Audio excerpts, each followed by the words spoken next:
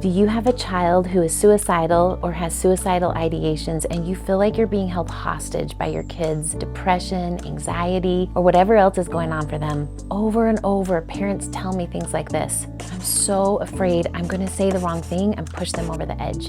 I can't do this anymore. I'm so exhausted. This is sucking the life out of me. Sometimes I resent my child. A lot of the time, my parents that think these statements feel so much guilt, and they believe they're doing a horrible job as a parent, that they should somehow be able to magically say or do the exact right thing that would fix their child. But when you stop and think about it, that's actually kind of crazy, that we would somehow know exactly what to do and not to do to fix all of this. It definitely raises our suffering, worry, and exhaustion. And the reason it does is because it's not the reality of anyone's life who's a parent, and especially the parent of a struggling child. Let's look at it this way. Your child is suicidal. You're worried you might say the wrong thing, and the thought behind that, kind of like a thought in parentheses, I might make them commit suicide if I say something wrong. Then, as soon as you think that, fear fills your body. Then what happens? Actually, a whole bunch of things. I'm sure you'll recognize some of the things you do in this list when you're filled with fear. You shut down. You don't talk to your child as easily, or others in the family too.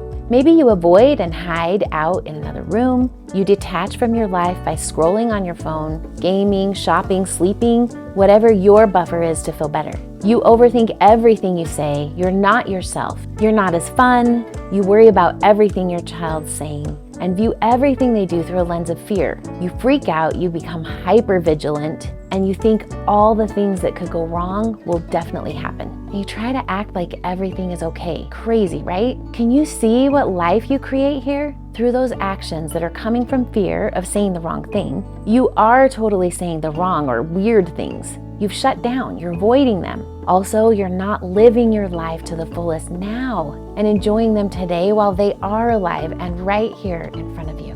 When we do the crazy and shut down, we diminish and make ourselves small, and that shrinks our ability to be a powerful force in our kid's life. You think you're feeling fear because your child is suicidal right now. What I want to show you is that the only reason you're feeling fear then doing all the crazy is because of your thought. I might make them commit suicide if I say something wrong. The easiest way to see this is to point out to ourselves that there are people out there in the world who have a child who's suicidal who are not feeling fear all the time. And when they do feel fear, they're staying on top of it, so they don't do all the crazy. There are a ton of different thoughts we could choose to think here that would be so much more useful. I'll show you. Your child is suicidal, you are worried, you decide to think something like, it's okay if I mess up or say the wrong thing. Then you feel a bunch of relief. Look what happens when you feel relief instead of fear.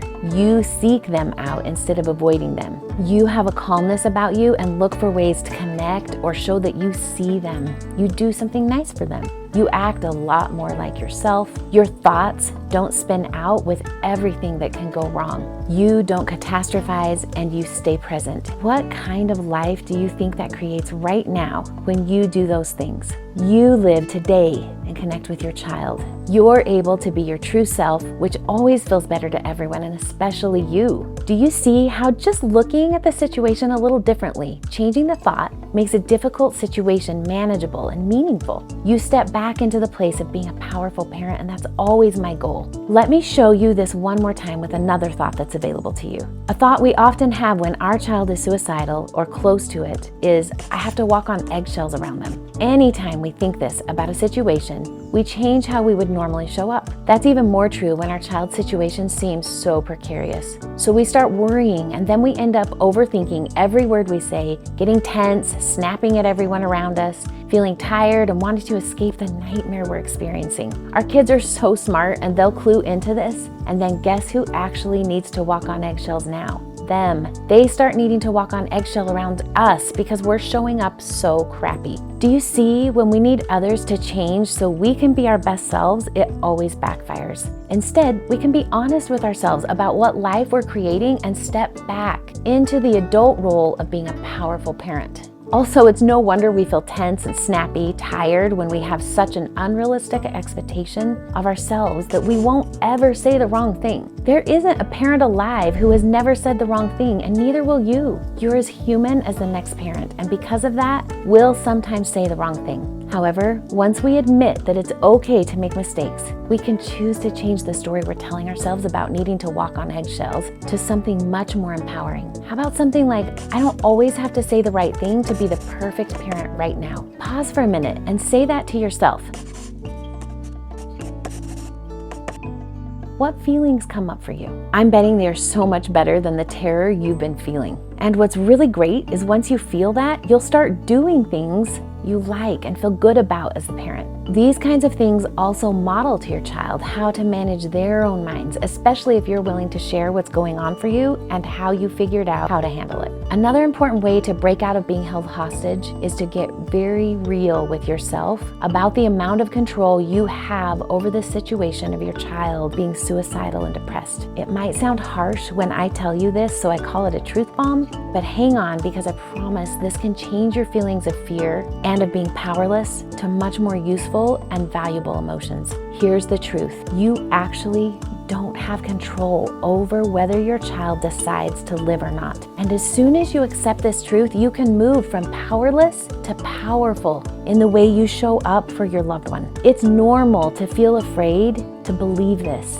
because we think that if we believe we can't control whether they choose to live or not, that suddenly that might make them choose to not live. Or maybe we think if we believe we can't control whether they choose to live or not, that we'll stop trying to help them heal, doing all the things we're currently doing to help them. This is a lie. Of course we'll continue to do every single thing we can, all the things that might ease their pain and help them.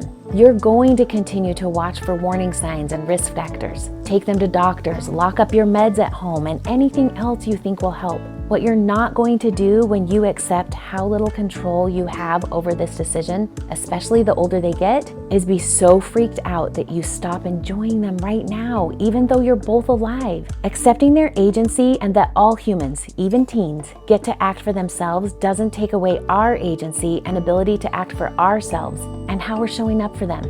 It just takes away the part where we show up desperate, manipulative, and crazy. It gives us the freedom to love them today instead of living a half-life while we shut down because we're afraid we might say the wrong thing. There is a relief in knowing you saying one wrong thing isn't powerful enough to suddenly cause your child to decide they don't want to live anymore. And knowing this allows you to support them in even healthier ways, to listen, to give suggestions, to fight for them, all the things, without debilitating fear that you're going to be the one to send them over the edge. These suggestions are just that, suggestions, to help you throw out the paralyzing fear that's diminishing your parenting so you can be a powerful parent for your child. So another thing that's really common and goes hand in hand when a kid is suicidal or struggling is that they may stop talking to you. That can feel really uncomfortable, and I've made a video all about that right here. Feel free to watch that, it'll help you a lot. I work with parents one-on-one to help you through your child's crisis. My website's below.